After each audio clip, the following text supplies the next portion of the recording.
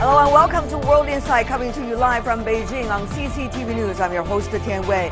On today's program, political upheaval in Brazil. Brazilian President Dilma Rousseff suffered an overwhelming defeat on Sunday after the lower house voted to impeach her less than 4 months before the Summer Olympics in Rio de Janeiro. Will her presidency survive?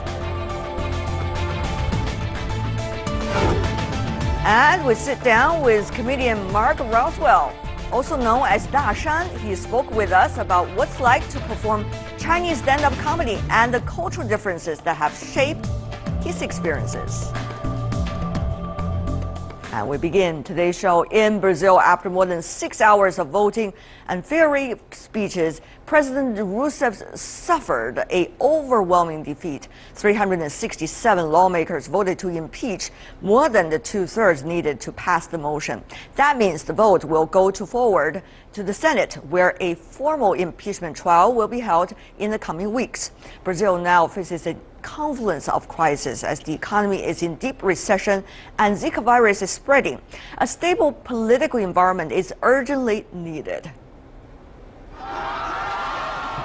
The Yes camp burst into celebrations. It's the birth of a new Brazil, a Brazil marked by full democracy, by respect for judicial power, for our laws. Everything that is to come will be better. Our work today is a work of hope. It's a work that will produce something.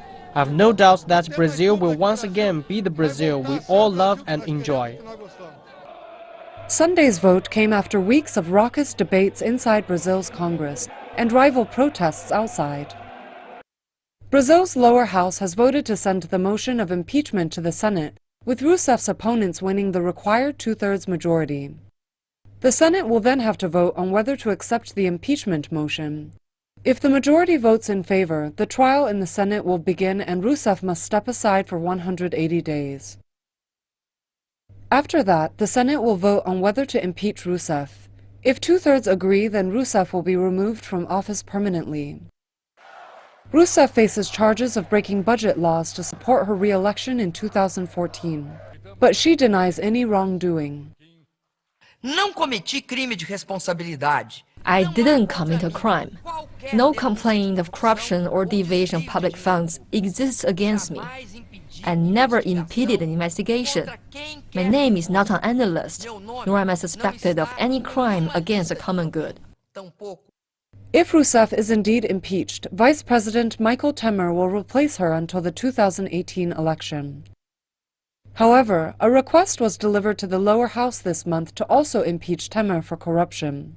In a recent poll, more than 60% of respondents support Rousseff's ouster, and 58% said they also support Temer's impeachment.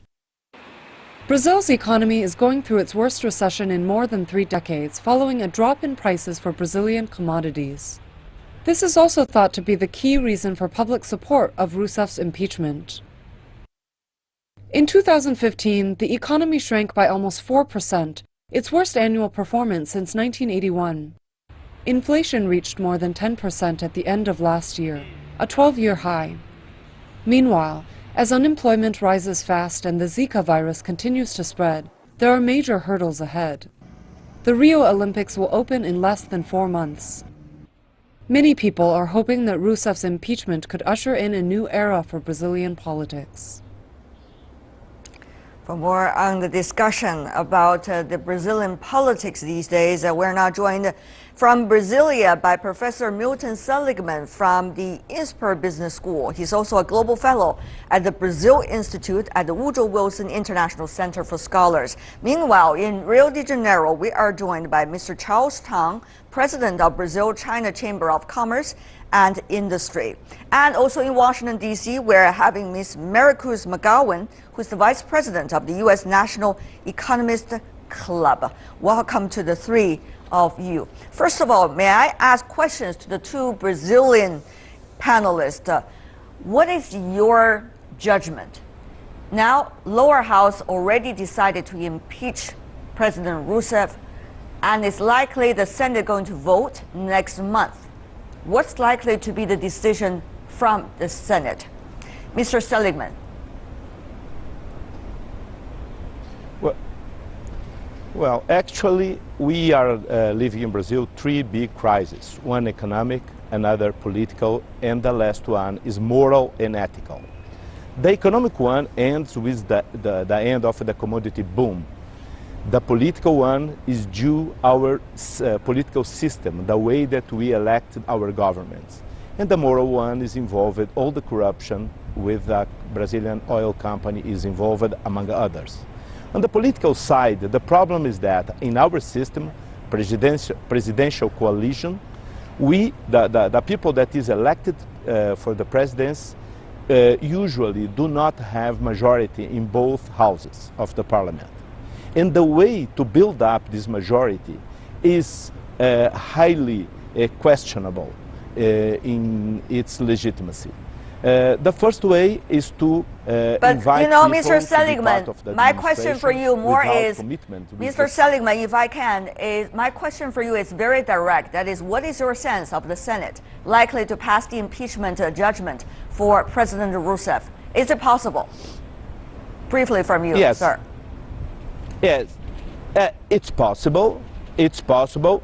I think that it will be because Ms.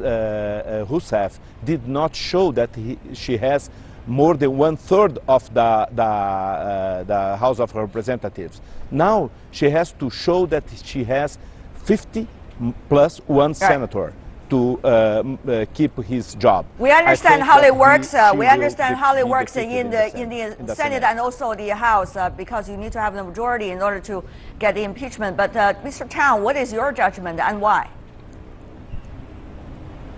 I believe that because of the overwhelming amount of lawmakers who voted to proceed with the impeachment, I think that this also sends a strong message to the Senate.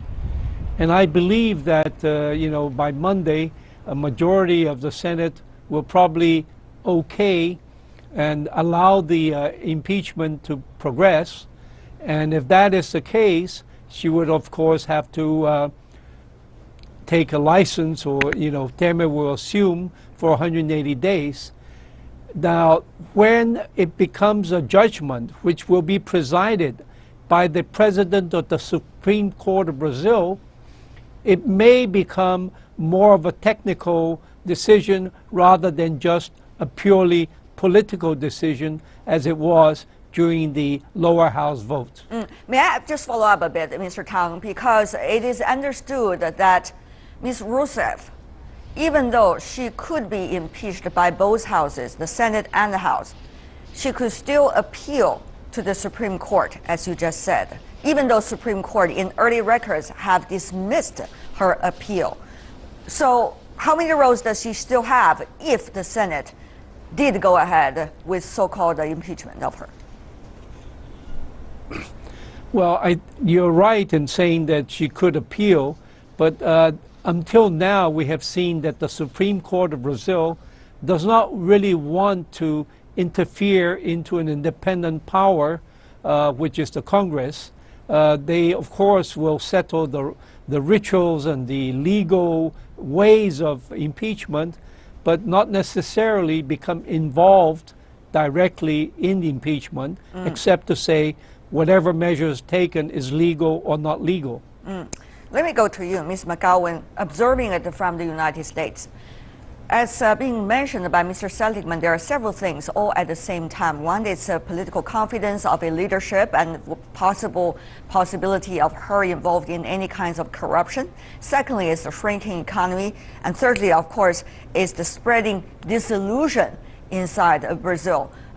But any of these is in any way linked to the constitutional relevant law, which might provide legal basis for a president democratically elected to be impeached.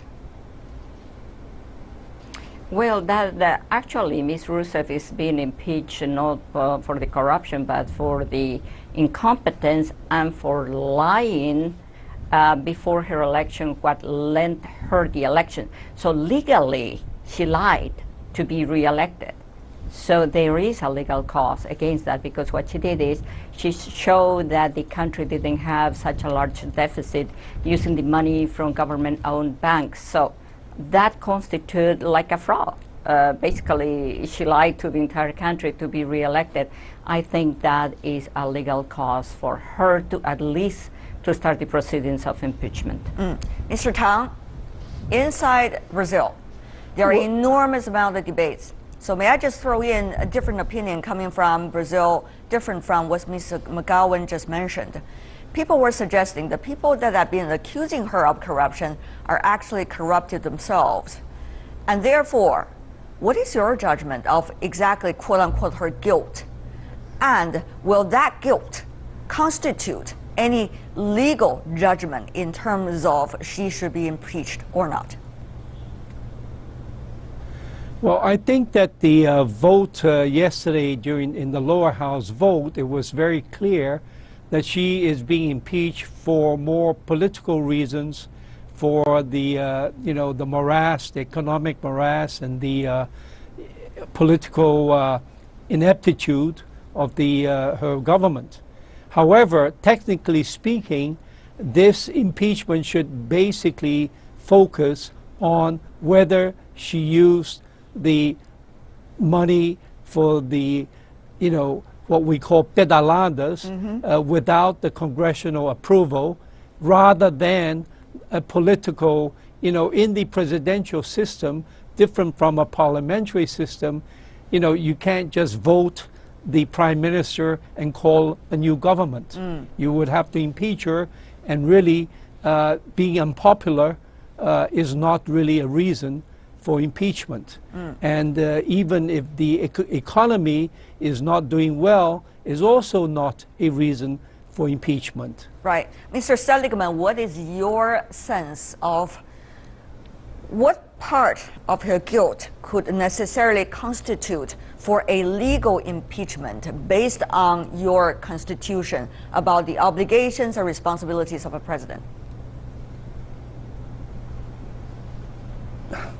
In my opinion, technically, there is such a responsibility crime, because the presidency used money from the budget not approved by the Congress, and did that in order to win the election. So the crime is clear in 2014, and it's also clear in 15, the 2 years in a row. So I think that technically there is reason for that. And political, the reason is clear, because the huge amount of votes against her. But the question is very interesting. What are the basis for a president to be impeached or not impeached? Is it a popular context? Should the economy be a barometer to be looked at if the Constitution did not state very clearly as to what % of GDP growth if a president cannot achieve, then he or she has to be impeached? That is a very important question for a young democracy like Brazil, which only went its democratic system for 30 years only. Ms. McGowan, what would this mean, the fundamental basis of this impeachment or not, for this young democracy of Brazil? Well, the underlying motivation, which is, as my colleague said, it's not a direct reason, but it's a strong motivation, it's the state of the economy. There's no question in my mind that if the economy would be going great at this moment in Brazil, we will not be having this impeachment process. And to begin with, she would not have committed the fraud that I mentioned had the economy had been better. They would not have such a large deficit.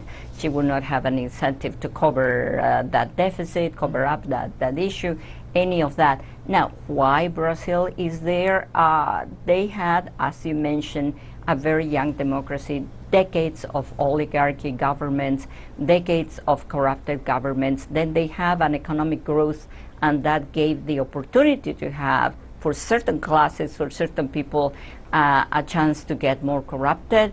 We are seeing the cases in Petrobras, but also inside the government. And as you mentioned at the beginning, there are many people, even the people that are asking for the impeachment are themselves part of the so-called or alleged corruption related to Petrobras.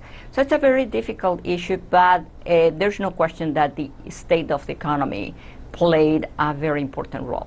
Mr. Tang, back in the 1990s, another president of yours in Brazil was impeached, but that was mainly based on the corruption charges, his own corruption charges that he was impeached. More than 20 years later, things seem to have the possibility of repeating itself. But what would this mean this time? Because Mr. Rousseff is coming from the Workers' Party. It is the Workers' Party, many of those that were fighting against the military government before hers, and eventually won the success of running a new political system inside your country. Secondly, it seems that the alternative either has the vice president of the same party or the third place, who is now the head of the lower house, who mainly pushed for this impeachment test against her, are not necessarily, at least according to international opinions, the best choices. Of course, it's all decided by the Brazilians yourself, but what do you make of the current situation? Is one situation better than the other, or the other way around? Well, the New York Times article said that the a person who's until now not proven guilty of any corruption herself is being judged by people who are have been tainted by corruption. However, you know, Brazil wants democracy, but it never created a transparent, above-board system to finance this democracy. So most politicians have to turn into, you know, under the table money to become elected for their campaigns. And I think that until that is resolved, we will still have endemic corruption in Brazil, because people need the money for their campaigns to be elected. Now, a lot of people who voted for the impeachment would like to have a new hope and a new dream. However, I don't think just the mere substitution of the president will resolve Brazil's problems. I think that the problems are going to begin now. Mr. Seligman, this is already a very urgent matter. On the one hand, it's a political crisis inside your country in Brazil, but on the other hand, Brazil has its international commitment. Just in a few months, the Olympics is going to be held over there. And also you have this enormous amount of economic crisis, plus with things like the Zika virus, you know, an immediate threat. So all of things mixed together, Brazil's domestic political struggle vis-a-vis its international responsibilities and long-term vision and goals. What do you make of the current political situation? Is there a better way out? Well, I think that that's why we need a government as soon as possible. And yesterday, we saw that Ms. Rousseff do not have the support to government and to run the government. So that's the main reasons for the results that we saw yesterday. For the international commitments, I think that the Olympic Games will be very well done, because it's due and it's organized by the City Hall, and it's very well organized, and I am very optimistic on the results. The other questions involving health and involving all the things that Brazil is committed in, commerce and other things, I think that you need to restart the government, and the way that we have in our constitution is to impeach the president if following all the rules, and the vice president elected in the same elections take the position. All right. I see. Mr. Tang, this is not just an issue about Brazil. This is also about the BRICS economy and the BRICS as a group in the future. Brazil is one of the pillars of the BRICS economies, especially from South America. What do you make of Brazil's case this time for the prospect of BRICS as a whole? Well, I think that Brazil is a very wealthy country, and Brazil has every possibility, once there is a stable government in place, to recover its economic growth. So my personal feeling is that I do bet on Brazil. And, you know, right now the political uncertainties have also helped cause the economic recession in the country. Actually, it started when the opposition decided not to accept the President Dilma's election and started boycotting a lot of her measures. Okay, before we go, Ms. McGowan, very briefly from you, we got 10 seconds left for now. Well, Brazil is not in chaos. They are going through political unrest and economic unrest, so there is hope. I don't think, I agree with one of my colleagues, I don't think a new president will resolve the issue, but there is hope. It will take several years though, and it will take cultural change coming from the bottom up, and people need to get used to living democracy. Mary Cruz McGowan, Charles Tang, and Milton Seligman, thank you so much for being with us and also sharing with us your insights on the issue of Brazil. All the best to the country of Brazil, of course. Stay with us here on World Insight. We've got our final segment coming right up. We sit down with Mark Roswell, also known as Da Shan. He spoke with us about what it's like to be China's most famous foreigner and how cultural differences have shaped his work as a comedian.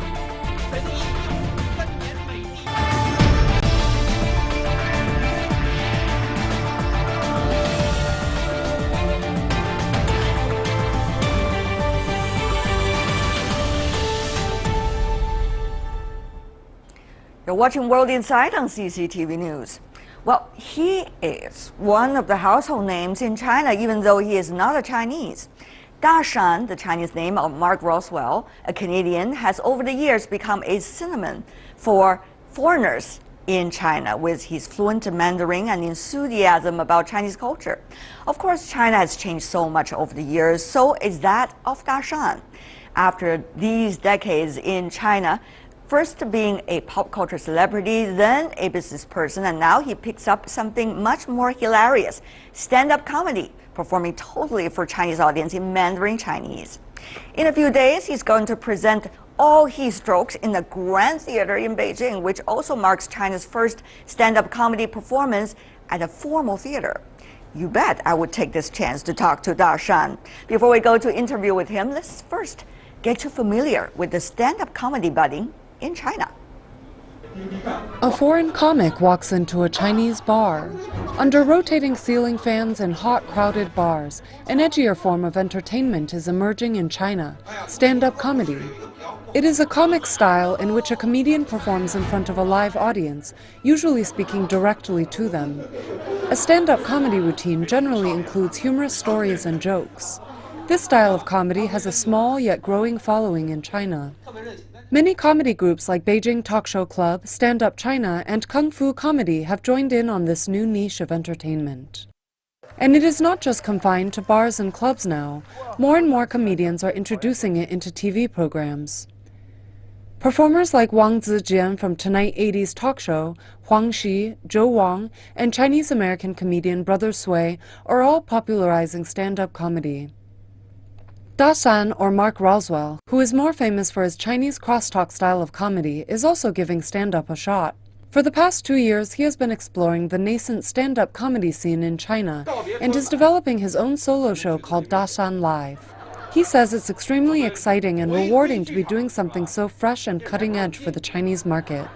He's also working on combining this Western form of comedy with Chinese traditional performance. 在那1953年美帝的和谈阴谋被揭穿啊，这也不好，不合适了，不合适，你知道吗？这又是老毛病，知道吗？我发现加拿大人和中国人凑在一起的时候，最让我们开心的事情就是骂美国。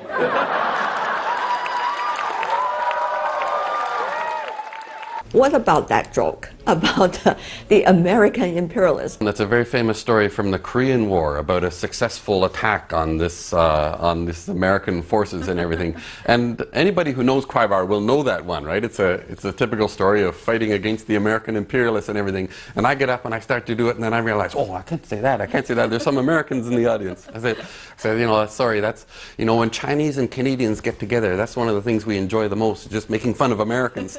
What is it like for you, Dashan, to, in a way, offend friendly to part of your audience, while make all the rest of them laugh?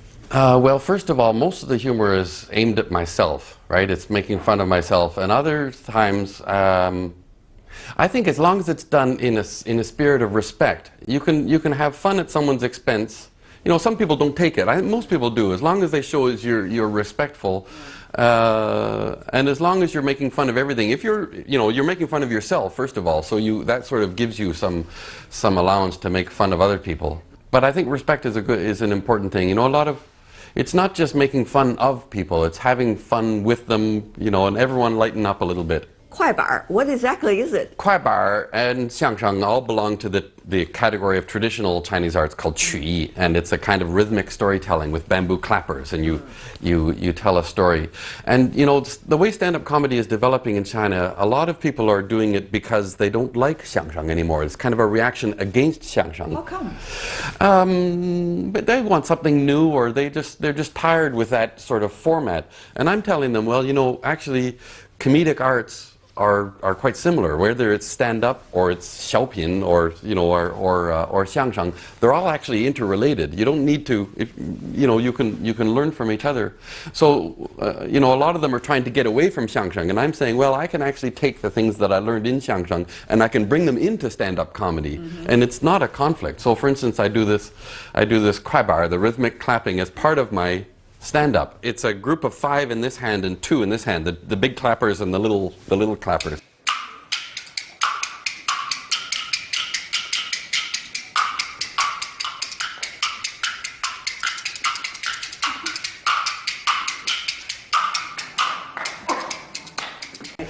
So the difference is, you know, a proper kwaibar performance will be an entire story. You start and you do this thing to start off, and then you do an entire story, and then there's a climax and it ends.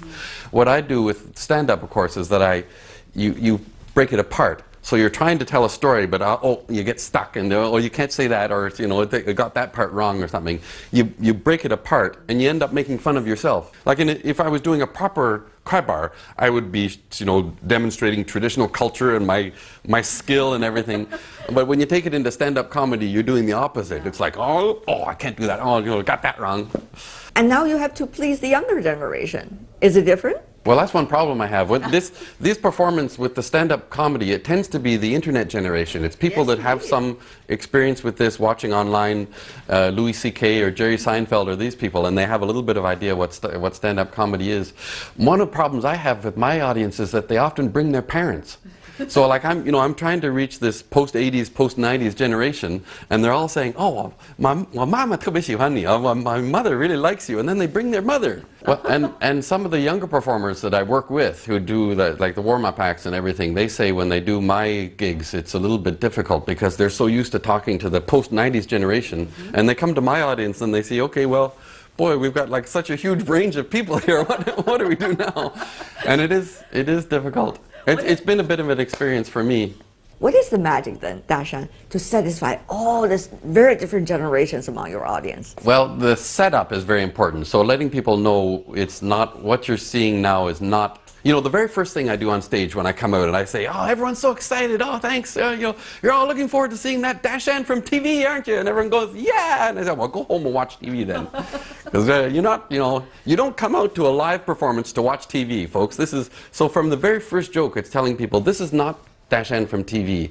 Okay, well, I'm going to show you the other side now. Yeah, I think there's a real demand for people to see humor that's really down to earth and really reflects their daily life, and that's what we do with live comedy. It's not polished, and it's not, you know, a lot of production value and really exaggerated and everything. It's really just having a dialogue directly with the audience. For Dashan, Mark Roswell, the challenge of exploring the humor of a very different culture from his own Canadian upbringing and doing it in fluent Chinese or a Chinese audience is just a part of the fun. He told me more about how he plays with cultural differences and what he's learned. It's quite interesting phenomenon. It seems, Dashan, you are playing into the stereotypes while at the same time playing against the stereotype of the so-called a person, Dashan. Explain to us how it works. Sir, I have a public image of being the uber China hand, right? I'm Mr. Perfect. He knows everything about China, and his Chinese is so perfect, better than the Chinese people. That's the stereotype. But that's also the stereotype that I take apart and I have fun with. So I tell people, you know, one of the reasons that I stopped performing xiangsheng is that I just was bragging all the time. And every show I was like better than the last one. I started doing tongue twisters, and then I'm doing Peking opera, and now I'm doing this. And like there's nothing I don't know. I'm just... Well, one has to admit the fun of it is to let you, quote unquote, a foreigner, to perform better than a Chinese about skills that just the Chinese should have. Well, what we were doing was creating a new stereotype because, of course, the universal stereotype of foreigners in any culture is that they don't speak the language, they don't understand the customs, they do dumb things, they're weird. You know, that's the typical foreign stereotype. And what we did over the 1990s through xiangsheng was we created a new image that was the reverse of that. So here's a foreigner, speaks perfect Chinese, knows everything about the country, knows things we don't even know as Chinese people. So that at first that was good because it was flipping the traditional stereotype. But you're right, it then became its own stereotype. The uber China hand who knows everything. That's right. So what I do now is I take that apart and I say, you know, I had to work really hard on those performances, and actually behind the scenes, here's what we did, and here's some of the mistakes I made. You know, for instance, this one won't translate very well, but I use the expression, 给你露一手, 歇了胡子拔门帘给你露一手. Well, what's 歇了胡子? 歇了胡子 is Beijing dialect. It's not traditional, it's not proper Chinese. Oh, so it's bihu, it means gecko. There's a gecko on the wall and he opens the curtain and you can see his hand. And I'm thinking, I don't get it. Gecko on the wall and he opens the curtain, you can see his little hand. I had no idea what that means, right? But I thought, okay, well, I don't know why this is funny, but I'll just go on stage. And so I went on stage and I just said, oh, 墙上有个壁虎啊，拉开窗帘看见了他的手啊. I just like direct translation. There was a gecko on the wall. I saw his hand. Doesn't make any sense. And the reason is to see somebody's hand, 露一手 in Chinese is a euphemism for show your skill, to demonstrate your skill. 展示技能. I didn't get that. So I tell people, you know, this is what really happened on stage. I didn't actually understand what I was saying, and I made a fool of myself.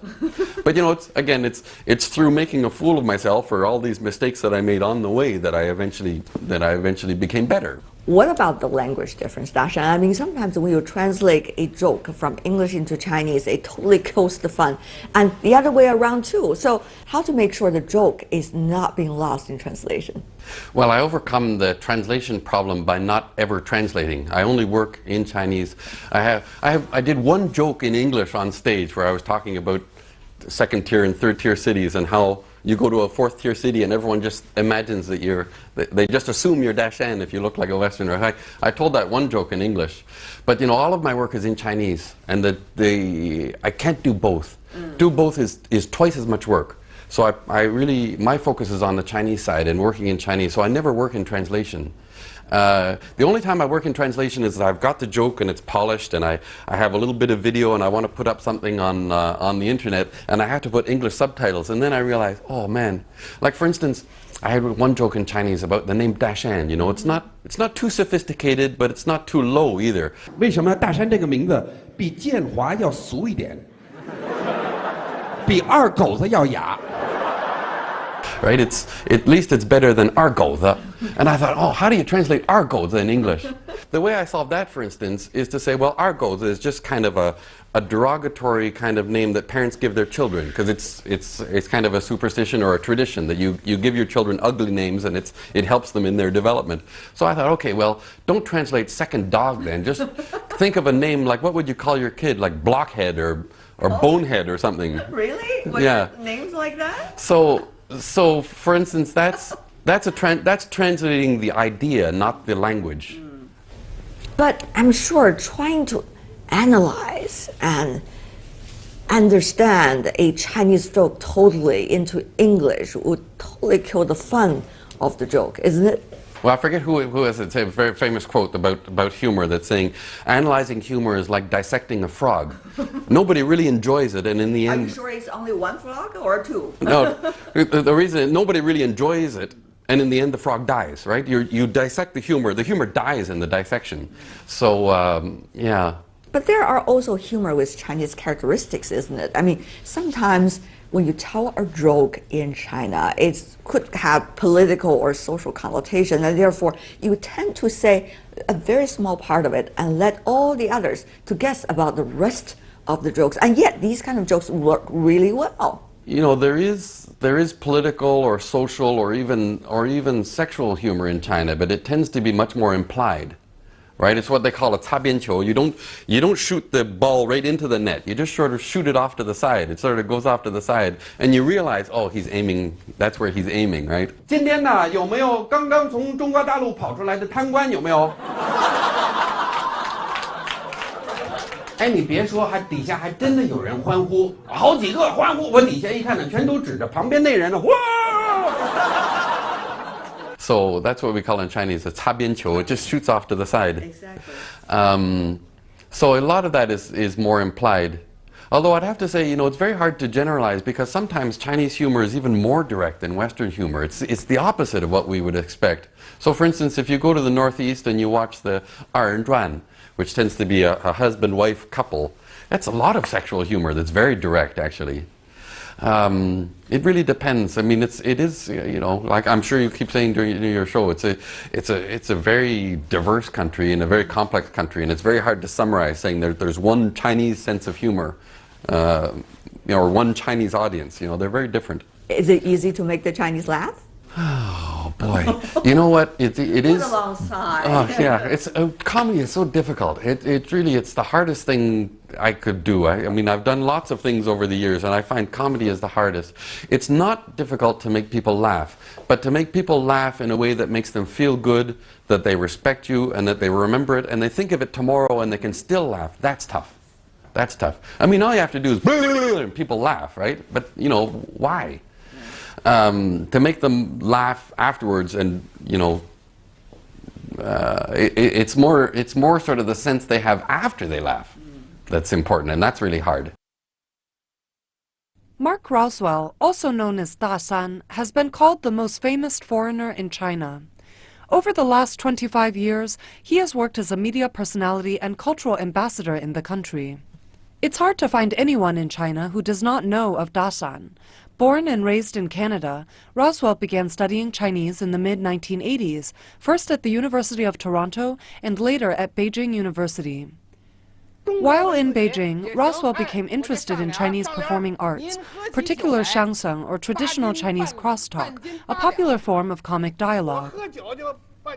An opportunity to appear on television suddenly gave Roswell national exposure under the stage name Da Shan. Repeated appearances on programs with audiences in the hundreds of millions gradually turned Da Shan into a household name across China. While Da Shan got his start performing comedy, today he is seen more as a cultural ambassador between China and the West. This year, he has also been appointed as the ambassador for the 16th Meet in Beijing Arts Festival. To many people, Da Shan is a prominent symbol of East meets West, finding common ground between the two cultures. But that's what I really enjoy in my work, is being able to, you know, go up and go down, as they say. Let me give you a good example. When the Canadian Prime Minister came in 2012, and I'm there as the, you know, he officially appointed me Canada's Goodwill Ambassador to China, and I'm doing cultural exchange, and I was taking the Prime Minister for a tour of the Temple of Heaven in Beijing.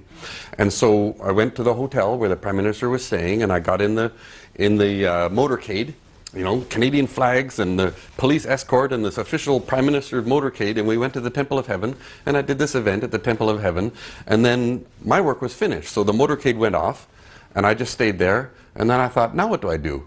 Well, I just got out my subway card, and I went down into the subway, and I took the subway home. And I thought, you know, half an hour ago I was in a Prime Minister's motorcade, and now I'm on the subway. But for me, that's what I really enjoy about my role, is that I can do the official cultural ambassador stuff, or I can just go to a bar and we can have some fun, and we can be really down to earth. So what do your Chinese audience really enjoy, the behind the scene, Shan? So, for instance, one of the stories I tell, people say, you know, Shan, you're so famous in China, but nobody in the West knows you. And I tell a little bit of story about that. I was once during the Olympics in 2008 in Beijing.